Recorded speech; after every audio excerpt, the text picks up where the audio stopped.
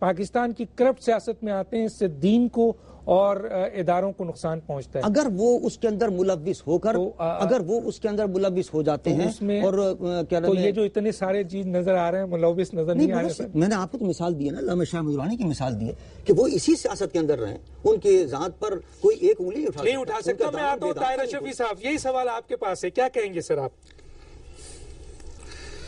بسم اللہ الرحمن الرحیم. دیکھیے ڈاکٹر صاحب، ہمارا جو دین ہے اس میں وہ سب کچھ ہے کہ اگر اس پر عمل کیا جائے تو پھر کسی اور سیاست کی ضرورت نہیں رہتی. لیکن جیسے ڈاکٹر صاحب نے کہا، یہ حقیقت ہے کہ ہمارے ہاں آج کے اس دور میں جو علماء سیاست میں ہیں، وہ جو موجودہ سیاست ہے مار دھاڑ کی اور مال بناؤ کی، اس میں اپنے آپ کو بچا نہیں پائے.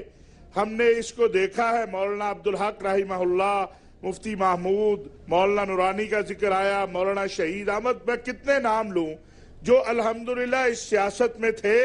لوگ ان کو پارلیمنٹ میں بھیجتے تھے، وہ لوگوں سے ووٹ نہیں مانگنے جاتے تھے، لوگ خود انہیں منتخب کرتے تھے. لیکن ان میں مولانا غلام غوث ہزاروی جیسے لوگ، جن کے بارے میں بھٹو کو یہ کہنا پڑا کہ مولانا مؤذن امام سے آگے بھی بات کرے، کوئی پلاٹ پرمٹ کی بات کرے، تو حضرت ہزاروی نے فرمایا کہ جس دن یہ بات کروں گا اس دن اللہ مجھے ذلیل کر دے گا. لیکن اب تو ڈاکٹر صاحب بات ہی پلاٹ پرمٹ سے کیا پتہ نہیں کہاں کہاں سے شروع ہوتی ہے. لہٰذا اگر آج بھی علماء اپنے اسلاف کے طرز عمل کو اپنا لیں تو کوئی حرج نہیں ہے، اور اگر اس گندگی میں آ جائیں تو پھر لازمی بات ہے کہ جب گندگی میں پتھر لگے گا تو پھر چھینٹیں آپ پر بھی پڑے گی، کیونکہ آپ بھی پاس ہی کھڑے ہوئے ہیں.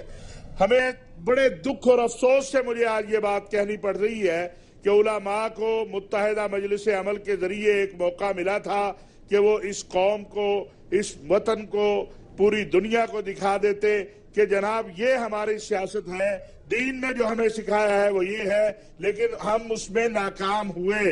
اور اب جو چند علماء آتے ہیں پارلیمنٹ کے اندر، پہلے تو وہ اس پوزیشن میں نہیں ہوتے کہ بہت بڑی کوئی تبدیلی لے آئیں، اور دوسرا پھر وہ اس پوزیشن میں رہنا بھی نہیں چاہتے کہ وہ اپنی تبدیلی لوگوں کو دکھائیں کہ میں اس گندگی میں بھی آ کے میں پاک صاف ہوں. ہماری پارلیمنٹ، ہماری جمہوریت، ہماری سیاست، اس میں گندگی نہیں ہے.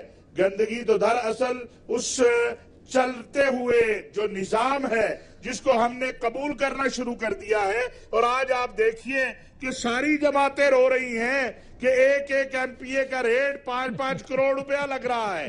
وہ ایم پی اے صاحب جو عوام سے ووٹ لیتا ہے اس پارٹی کے سلوگن پر کہ اس نشان پر آپ نے مجھے ووٹ دیا ہے، آج ان کی پارٹیاں پریشان ہیں کہ یہ ایم پی اے جو ہمارے نشان پر منتخب ہوا، آج اس کی قیمت میں آگے بات کروں گا. میرے ساتھ رانا مشہود صاحب بھی ہے، لیکن یہ بات کہتا ہوا چلو جاؤں کہ ماضی میں تو سر جو سیاسی جماعتیں آج رو رہی ہیں، یہ وہی سیاسی جماعتیں ہیں جنہوں نے بکاؤ مال رکھا سر، جنہوں نے خریدا، جنہوں نے بیچا. میں آگے آپ سے اسی ایشو پہ بات کروں گا. رانا مشہود صاحب کیا کہیں گے اس کے اوپر آپ؟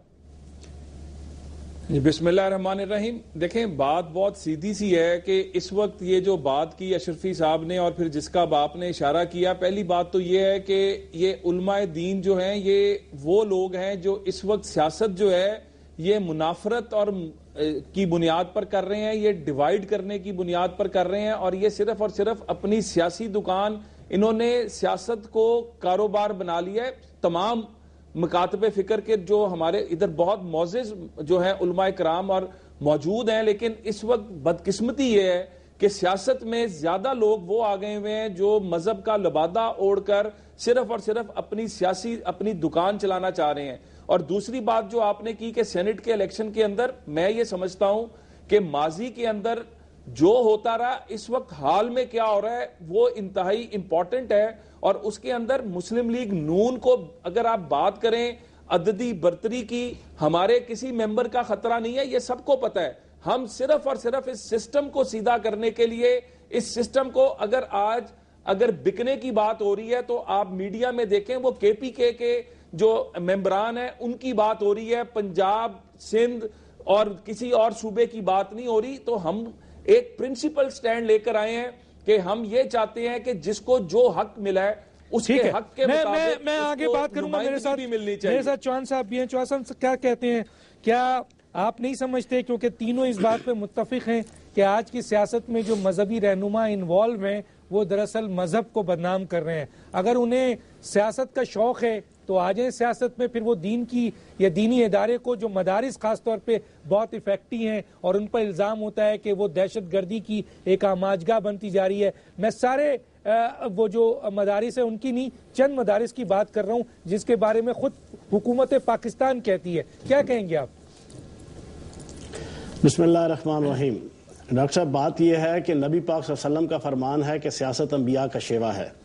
دوسری چیز، نبی پاک صلی اللہ علیہ وسلم کے دو فرمان ہیں. ایک آپ کا فرمان ہے کہ میری امت کے علماء حق بنی اسرائیل کے انبیاء کے برابر درجہ رکھتے ہیں. نبی پاک صلی اللہ علیہ وسلم کا ایک اور فرمان بھی ہے کہ علماء سو میری امت کے قیامت والے دن خنزیر کی صورت میں اٹھائے جائیں گے. اب یہ جو تین چیزیں ہیں اگر آپ ان کو ایڈ کر لیں تو میں یہ سمجھتا ہوں کہ سیاست سے مذہب یا دین کو خارج کرنا عین اسلام کی ضد ہے، اسلام کی ضد ہے. لیکن جو سیاست نبی پاک صلی اللہ علیہ وسلم چاہتے تھے یا خلفائے راشدین اور حق چار یار چاہتے تھے، افسوس کی بات یہ ہے کہ یورپ اور امریکہ نے اس سیاست کے بنیادی خد و خال اڈاپٹ کر لیے. آج وہ پوری دنیا کے اندر حکمرانی کر رہے ہیں. لیکن ہماری بدقسمتی یہ ہے کہ ہمارے علماء کی صف میں سے وہ علماء کے جو علماء سوت ہیں وہ سیاست کے جو ہے وہ علمبردار اور ٹھیکیدار بن گئے. آپ کے سامنے صرف ایک چیز رکھوں گا، نبی پاک صلی اللہ علیہ وسلم کا جو نظام سیاست تھا وہ دو چیزوں کی ضد تھا. اسلام کا نظام سیاست، نبی پاک صلی اللہ علیہ وسلم کا نظام سیاست، حق چار یار کا اور خلفائے راشدین کا نظام سیاست، دو چیزوں کی ضد ہے. یہ میں آپ کو پڑھی لکھی بات کر رہا ہوں، جو علماء اکرام بھی اس کو انڈورس کریں گے میری بات کو. ایک مروسیت، دوسرا کرپشن اور بددیانتی اور بد اخلاقی. یہ جو دو چیزیں ہیں اسلام کا نظام سیاست ان کو ایکسپٹ کرنے کو تیار ہی نہیں ہے. واقعہ کربلا دیکھ لیں، وہ بھی مروسیت کے خلاف. اور حضرت عمر فاروق رضی اللہ عنہ کا ایک واقعہ آپ کے سامنے رکھ دوں. حضرت عمر فاروق رضی اللہ عنہ، جن کو میں دا عمر فاروق رضی اللہ عنہ کہتا ہوں، کہ ان جیسا شخص کے جس کے متعلق نبی پاک صلی اللہ علیہ وسلم نے کہا کہ میرے بعد اگر کوئی نبی آئے گا تو وہ عمر بن خطاب ہوگا. تو وہ عمر بن خطاب جب خنجر لگنے کے بعد بستر مرگ پہ تھے تو صحابہ اکرام نے کہا، یا امیر المومنین، آپ حضرت ابوبکر صدیق کی طرح ایک کمیٹی بنا دیں تاکہ ہمیں آسانی ہو اس میں سے خلیفہ چننے میں. آپ نے کمیٹی بنا دی، اس میں آپ کا ایک بیٹے تھے حضرت عبداللہ بن عمر رضی اللہ عنہ، جید فقیہ محدث، اور وہ نبی پاک صلی اللہ علیہ وسلم کے معیار خلافت، تقوی اور صلاحیت دونوں پہ پورا اترتے تھے. صحابہ نے پوچھا، یا امیر المومنین، آپ نے عبداللہ بن عمر کا نام شامل نہیں کیا اس کمیٹی میں، حالانکہ وہ تو نبی پاک صلی اللہ علیہ وسلم کے معیار خلافت پہ پورا اترتے ہیں. تو آپ کو علم ہے کہ انہوں نے جواب کیا دیا؟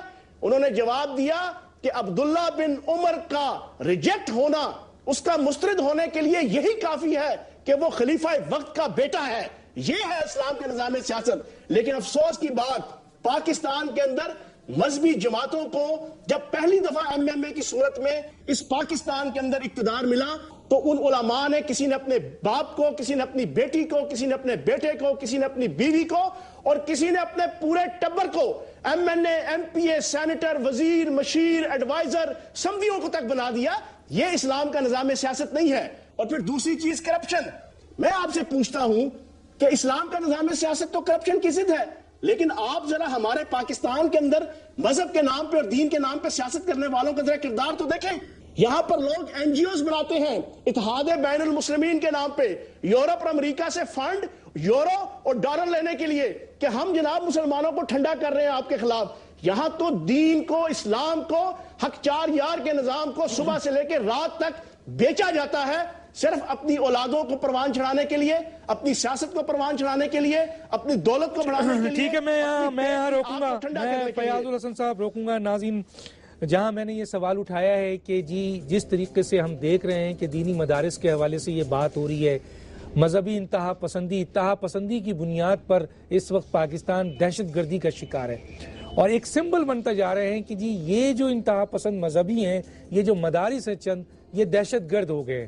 اسی طریقے سے، اور اس سے مذہب جو ہے بدنام ہو رہا ہے. اسی طریقے سے پاکستان میں جو سیاست ہے، جو مذہبی سیاسی جماعتیں یا جو مذہبی جو رہنما ہیں، جو مذہبی اسکالر ہیں، جو مذہبی انسٹیٹیوشن بھی چلا رہے ہیں اور جو سیاست میں بھی حصہ لے رہے ہیں اور اسی سیاست میں رنگ رہے ہیں، تو ہمارا سوال یہی ہے کہ اس سے مذہب اور دین دونوں بدنام ہو رہا ہے. یا تو وہ سیاست میں آ جائے، پاکستان کی جو موجودہ سیاست ہے، حالانکہ سیاست عبادت ہے، یا پھر وہ دین کی کام کریں، سیاست سیاستدانوں کو کرنے دیں.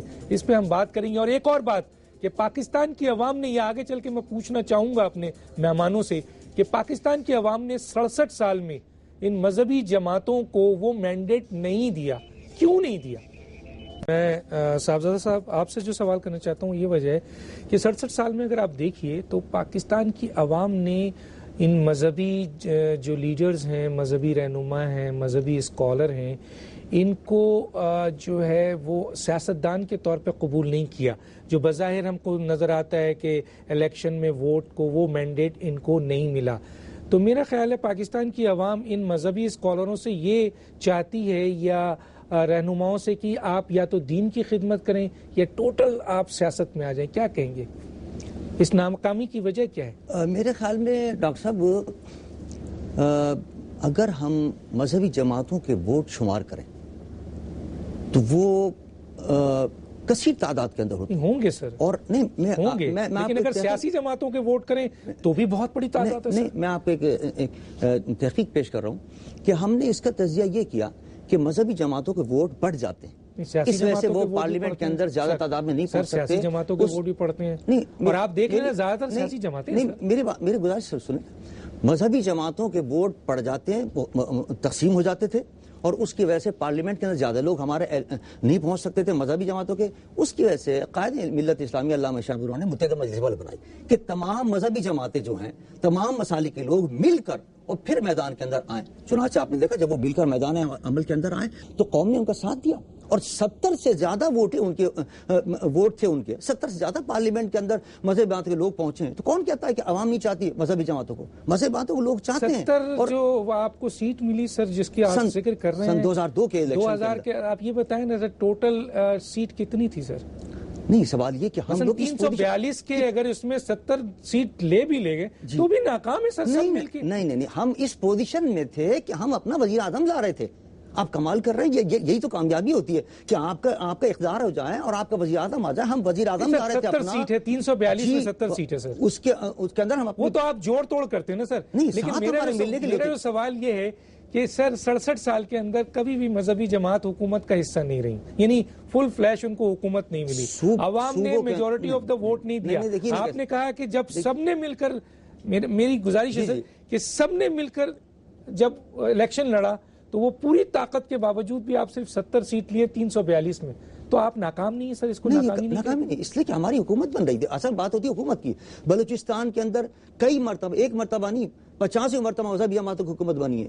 KPK کے اندر 50 مرتبہ مذہبی جماعت کی حکومت بنی ہے. سندھ کے اندر ہماری حکومت تھی، اور کیا نام ہے، اپوزیشن کے اندر ہم رہے تھے. حکومت رہی ہے سر آپ کی. اپوزیشن پختونخوا میں ایک متحدہ مجلس عمل بنی تھی، صرف ایک دفعہ بنی ہے. اس سے پہلے بھی مفتی محمود صاحب حکومت کبھی نہیں آئے، سندھ میں کبھی نہیں آئے، آپ پنجاب میں کبھی نہیں آئے سر، پختونخوا میں کبھی نہیں آئے سر. وہ ایک دفعہ صاحب کی حکومت رہی ہے. لیکن میں آپ کو ناکامی کی کیا وجوہات ہے سر؟ آپ سمجھتے ہیں ناکام ہے؟ نہیں، ناکام نہیں ہے. مذہبی جماعتوں کو عوام چاہتی ہے اور عوام نے ووٹ دیا ہے اور عوام. لیکن آپ کا پہلا جملہ کہ وہ اس قسم کے پارلیمنٹیرین، اس قسم کے سیاستدان جن کا کردار اچھا ہو. ظاہر بات ہے کردار اچھا ہو. اور پھر دوسری بات یہ، وہ جب بات چل رہی تھی کہ دہشت گردی، کس برے اور اچھے لوگ کہاں نہیں ہوتے؟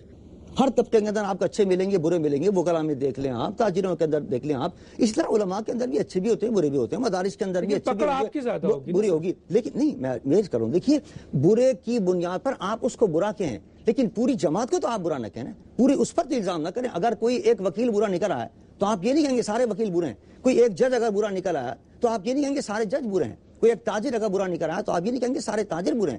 یہی عالم ہے کہ اگر کوئی مذہبی قائد ایسا ہے کہ جو کرپٹ ہے اور جو کیا نام ہے صحیح نہیں ہے، تو اس کی وجہ سے پورے مذہب کو آپ بدنام نہ کریں، پورے مذہبی طبقے کو آپ بدنام نہ کریں. مدرسے 2-3 اگر ایسے نکل آئیں تو اس کے خلاف آپ کارروائی کریں. یہ نہیں کہ اس مدرسوں کی بنیاد پر آپ پورے پاکستان کے اندر تمام مدارس کے خلاف کارروائی شروع کر دیں، تمام مذہبی قیادت کو آپ برا کہنا شروع کر دیں، تمام مذہبی قیادت کو لعن طعن کرنا شروع کر دیں.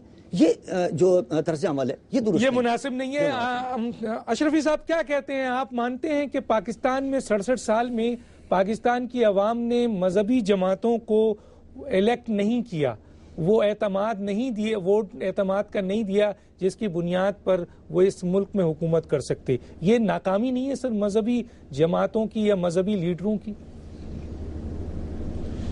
دیکھیے ڈاکٹر صاحب، بات یہ ہے کہ مذہبی جماعتیں، مذہبی قوتیں کبھی بھی متحد ہو کر سامنے نہیں آئیں، اور جب بھی متحد ہو کر سامنے آئیں تو قوم نے ان پر کہیں نہ کہیں اس انداز میں ضرور اعتماد کیا کہ وہ کوئی تبدیلی لا سکیں.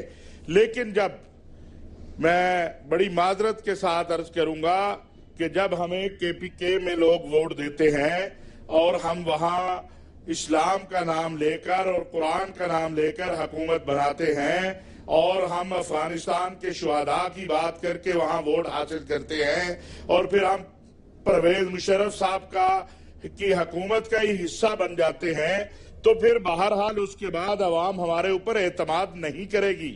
جب ہم 70 کی تعداد میں اسمبلی کے اندر آتے ہیں اور وہاں پر ہم کوئی تبدیلی نہیں دکھا پاتے، وہاں پر ہم جس نام سے آئے ہیں، جس منشور سے آئے، جس دستور سے آئے، جس ضابطے سے آئے، اس کو پیش نہیں کر پاتے، تو اس سے عوام کے دل ٹوٹتے ہیں اور عوام اس سے غیر مطمئن ہوتی ہے کہ اگر ہم نے بھی وہی کچھ کرنا ہے جو کچھ عام سیاستدان کر رہے ہیں، جن کے اوپر مختلف ہم الزامات لگاتے ہیں، اور ہم کہتے ہیں کہ ہم سیدنا عمر بن خطاب رضی اللہ تعالیٰ عنہ کا نظام لانا چاہتے ہیں، لیکن افسوس کہ ہم بھی اسی دوڑ میں شامل ہو جاتے ہیں، اسی پرمٹ اور پلاٹ کی سیاست کا حصہ بن جاتے ہیں.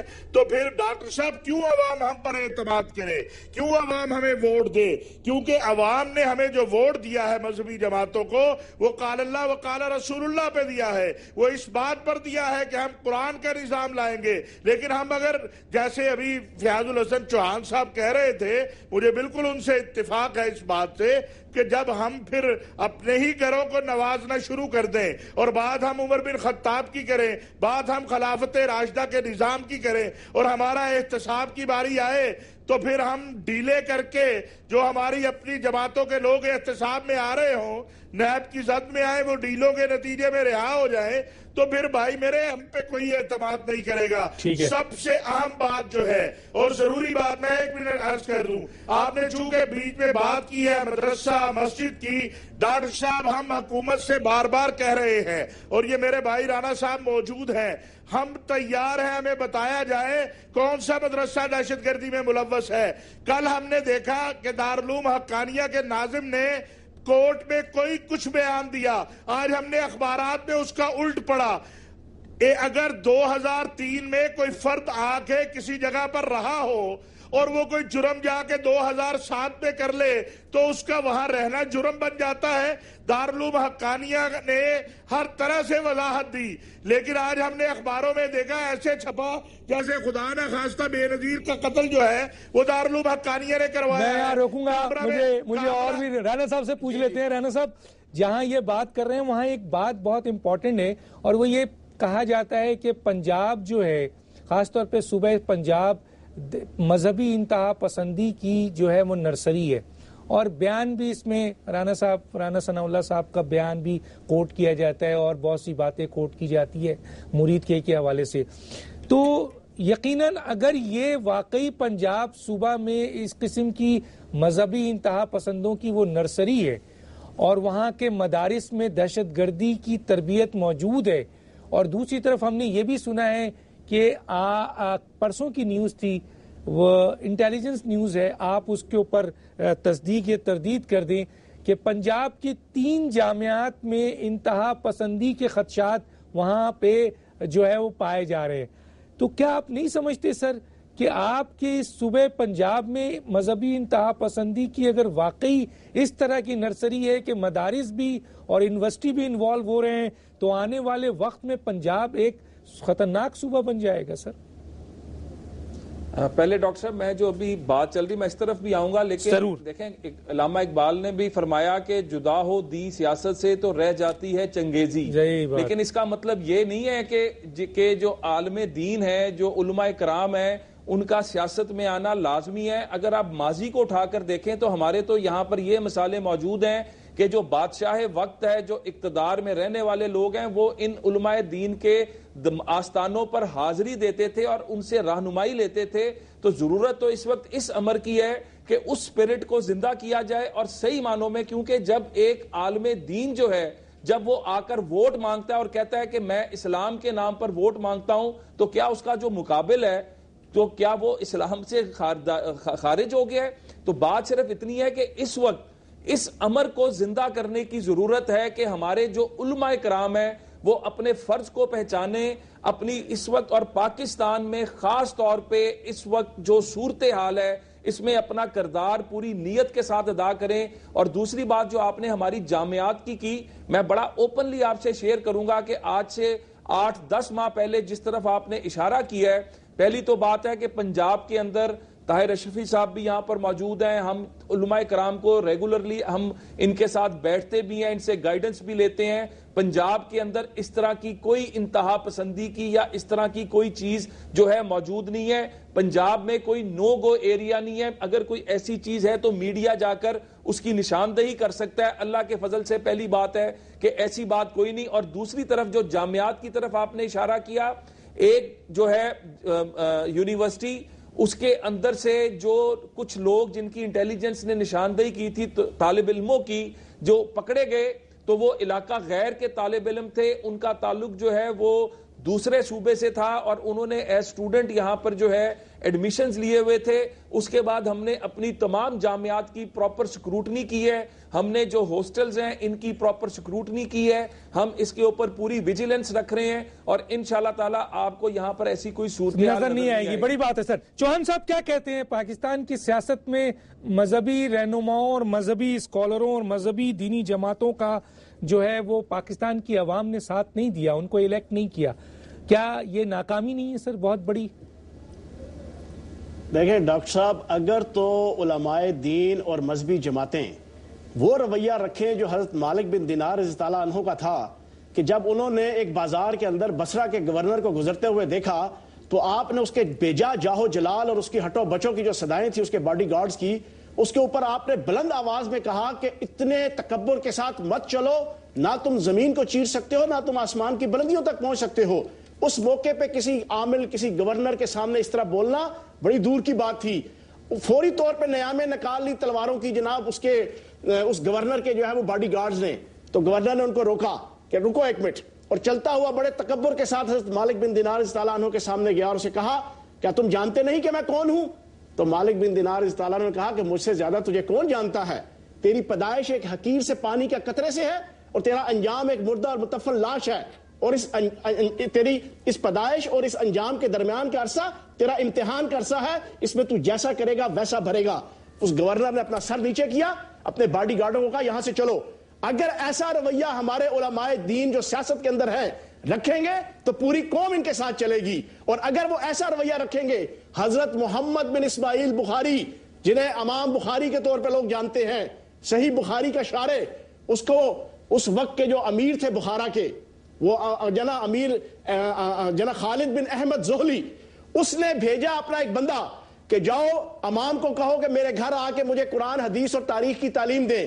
بندہ آیا، اس نے امیر کا پیغام پہنچایا، تو آگے سے غصے کے عالم میں حضرت امام بخاری رحمۃ اللہ علیہ نے فرمایا کہ جاؤ اپنے امیر کو بتا دو کہ میں قرآن اور حدیث کی تعلیم کو امراء اور سلاطین کے دروازے پر ذلیل و خوار نہیں کر سکتا۔ اگر ایسا رویہ رکھیں گے ہمارے علماء دین اور علماء حق بنیں گے تو پھر پوری قوم چلے گی، لیکن اگر ایسا رویہ ہوگا کہ رحمان کا لطف بھی سارا ان کے اوپر، رحمان کا فضل بھی سارا ان کے اوپر، رحمان کی عطا بھی ساری ان کے اوپر، آج سینٹ کی ایک سیٹ ایک مذہبی جماعت کی نکل رہی ہے کے پی کے سے، پتہ ہے آپ کو اس سیٹ کے لیے کس کو نامزد کیا گیا ہے؟ اس سیٹ کے لیے اس جماعت کے سربراہ کے بھائی کو، حالانکہ اس جماعت کے سربراہ کی سالیاں، اس کا سمدھی، اس کے بھائی ایک فوج ظفر موج پہلے یہ اسمبلیوں کے اندر کیا ایک ہی مذہبی جماعت میں یہ چیز نظر آتی ہے؟ سر کیا یہ میرا یہی تو سوال ہے کہ کیا ایک ہی مذہبی جماعت کے اندر آپ کو یہ چیز نظر آتی ہے یا پاکستان کی ہر اس مذہبی سیاسی جماعت کے اندر یہ چیزیں نظر آتی ہیں جس کی بنیاد پر 67 سال سے یہ لوگ پاکستان کی عوام ان کو ناکام کر رہے ہیں؟ آپ نہیں مانیں گے سر؟ ڈاکٹر صاحب میں ایک بات کہوں گا، میرا تعلق جماعت اسلامی سے نہیں ہے، لیکن یہ میری 68 سالہ جو پاکستان کی تاریخ ہے اور میری جو 46 سالہ زندگی کا میری آنکھوں دیکھا حال ہے، سوائے سید مودودی رحمت اللہ علیہ کے، میں سچی اور کھری بات کر رہا ہوں، شہادت حق جو ہے وہ اسلام کا بنیادی فریضہ ہے، میں شہادت حق دے رہا ہوں، حالانکہ جماعت چھوڑ چکا ہوں میں، لیکن جو شہادت حق ہے، مجھے اپنی ساری زندگی میں اور پاکستان کی ہسٹری میں سید مودودی رحمت اللہ کے علاوہ کوئی عالم دین نہیں ملا کہ جو سینٹ کی سیٹ کا بھوکا ہو نہ ہو، جو اسمبلیوں کی سیٹ کا بھوکا نہ ہو، جو جاہو جلال کا بھوکا نہ ہو، جو امراء اور سلاطین کے ساتھ تعلق بنانے کا بھوکا نہ ہو، جو حکمرانوں کی جوتیاں چاٹنے کا روادار نہ ہو۔ یہاں پہ افسوس کے ساتھ کہوں گا کہ ہمارے امراء اور ہمارے سلاطین کے پیچھے بھاگتے ہیں علماء دین، جس سے شرم آتی ہے ہمیں۔ میں روکوں گا چوہان صاحب، مجھے کے لیے سر 1 منٹ آپ کے پاس، کیا کہیں گے اگر مذہبی رہنما کا عبادت کے بجائے جو موجودہ سیاست ہے، کاروبار ہے، اگر اس میں جائیں گے تو یقین مذہب تو بدنام ہوگا، کیوں نہ سر دین کی خدمت کریں، چھوڑ دیں سیاست یا سیاست میں آ جائیں؟ میرے خیال میں اس کے لیے ہمارے پاس ایک بہترین مثال حضرت علامہ شاہ احمد درانی رحمۃ اللہ علیہ کے موجود ہے کہ انہوں نے اس گندی سیاست کے اندر کیسی پاک سیاست کی ہے کہ ان کے دامن پر کوئی چھینٹ نہیں، کوئی انگلی نہیں اٹھا سکتا تھا۔ اور جیسا کہ ابر چوہان صاحب وغیرہ کہہ رہے تھے کہ اپنے بھانجے بھتیجوں بیٹا بیٹیوں سب کو دیتے ہیں، لیکن آپ مثال پیش نہیں کر سکتے۔ نورانی صاحب نے کبھی اپنی کسی بیٹے کو کوئی ٹکٹ دیا ہو، بھانجے کو، بھتیجے کو؟ تو آپ کو اتنی زیادہ سیاسی مذہبی جماعتوں میں صرف ایک الحمدللہ جمعیت علماء پاکستان ہے کہ جن کے کردار پر انگلی اٹھاتا ہے، حتیٰ کہ پیسے کے معاملے میں تو تاریخی وہ واقعہ موجود ہے کہ جب قادیانیوں پر بل پیش ہو رہا تھا تو نورانی صاحب نے جو مسودہ تیار کیا تھا اس میں صرف لاہوری کا لفظ نکالنے کے لیے لاہوری گروپ آیا تھا اور اس زمانے کے لاکھوں روپے لے کر آیا تھا۔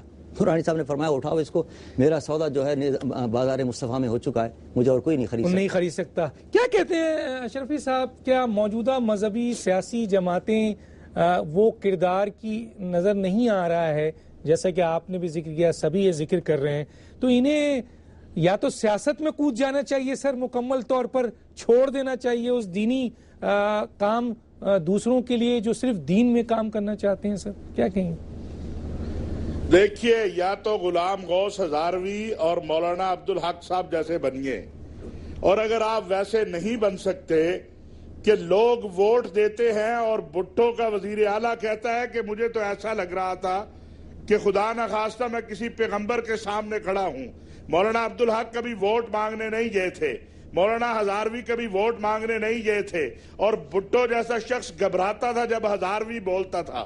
تو یا تو ایسے لے آئیے کہ جن کے دامن پہ کوئی چھینٹا نہ ہو اور جو پاک صاف ہوں اور جن کے تقوی اور طہارت کی قسمیں آسمان۔ سر ایک سوال کرتا ہوا آگے جاؤں گا، بہت امپورٹنٹ ہے، کیا موجودہ پاکستان کی مذہبی سیاست میں کوئی ایسا مذہبی لیڈر یا سیاستدان یا مذہبی پارٹی ہے جس کے بارے میں آپ کہہ رہے ہیں ایسا ہے؟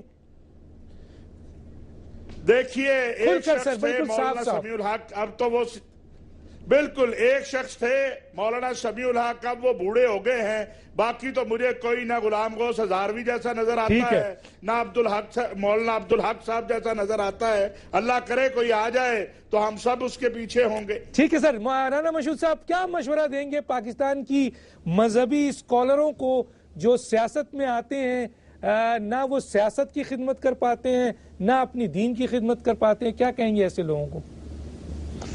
اس وقت تو جی جو پاکستان کے حالات ہیں اس کے اندر تو میں ان سے درخواست کروں گا کہ جو نفرتوں کے بیج بوئے گئے ہیں مذہب کی بنیاد پر، فرقوں کی بنیاد پر، مسالک کی بنیاد پر، اب پاکستان مزید ان نفرتوں کا متحمل نہیں ہو سکتا۔ سب کو مل کر اس پاکستان کے اندر مذہبی رواداری کو، ایک دوسرے کے ساتھ مل کر رہنے کو اور اپنا خود احتساب کرنے کو فروغ دینا ہوگا. اگر یہ علماء کرام یہ کام کر گئے تو پھر یہ عوام کا فیصلہ ہے کہ وہ ان میں سے کس کو لے کر آتے ہیں. اور یہ بالکل ٹھیک بات ہے کہ اگر انہوں نے ایسا کردار ادا کیا تو ہو سکتا ہے کہ کل ان کو بالکل جو ہمارے محترم علماء کرام جس طرح پہلے سیاست میں آتے رہے ہیں، جن کو ووٹ مانگنے کے لیے نہیں نکلنا پڑا، عوام، ہماری عوام جو ہے بہت زیادہ احترام کرنے والی، دین پر چلنے والے لوگ ہیں. میں آتا ہوں ان کو جو ہے رول ماڈل بننا پڑے گا. چوہان صاحب کیا کہتے ہیں اس کے اوپر آخری جملے سے؟ سر ڈاکٹر صاحب بات یہ ہے کہ یا تو یہ علماء حق بن جائیں اور علماء سو نہ بنیں، پھر تو بات ٹھیک ہے، اور یا پھر سیاست چھوڑ دیں. سیاست کے ذریعے سے نہیں، ممبری یا سینٹ یا قومی اسمبلی کی ممبری کے ذریعے سے ہی جو ہے وہ دین کی خدمت نہیں ہوتی. یا پھر حضرت امام ابو حنیفہ کی طرح، حضرت امام مالک کی طرح، حضرت امام احمد بن حنبل کی طرح، اور حضرت امام شافعی، حضرت امام جعفر صادق اور حضرت امام باقر، حضرت سفیان ثوری